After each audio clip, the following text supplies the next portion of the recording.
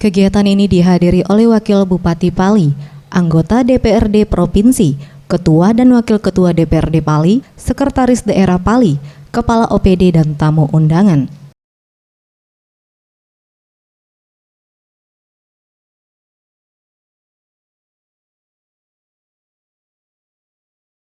Wakil Bupati Pali Ferdian Andreas Lakoni menyampaikan kepada kedua anggota DPRD Pali yang baru saja dilantik untuk dapat melakukan tugas DPRD yakni fungsi pengawasan, penganggaran serta legislasi dan berharap dapat menyerap aspirasi masyarakat yang bertujuan dalam tugas DPRD menjadi baik. Ya, kita pertama mengucapkan selamat atas pelantikan dari PAW Saudara Dedi dan Pak Asmawi ya.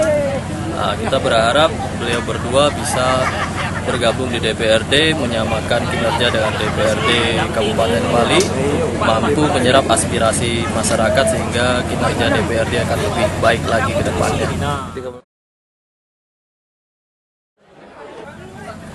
Pesan yang saya sampaikan kepada kedua rekan anggota DPRD yang baru, saya mengingatkan kembali tugas utama DPRD itu ada 3 tadi ya, fungsi pengawasan, fungsi penganggaran, dan fungsi legislasi.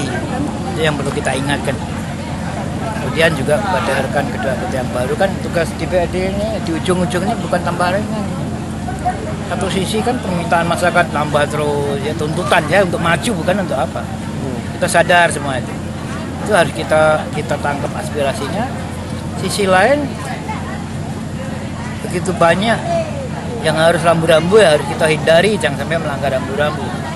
Pengawasan dari pemerintah pusat melalui aparat penegak pengawasannya seperti KPK, BPK, apalagi BIN dan sebagainya, termasuk pengawasan masyarakat dari rekan pers, rekan LSM, masyarakat sendiri.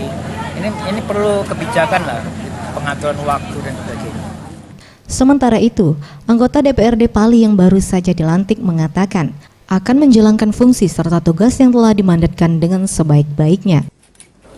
Paling tidak, setelah kita sudah resmi menjadi anggota Dewan, kita akan melaksanakan tugas menurut kemampuan kita dan mengikuti apa yang dikehendaki oleh rakyat. Kita akan menjalankan aspirasi rakyat. Boris Simbolon, Sriwijaya TV.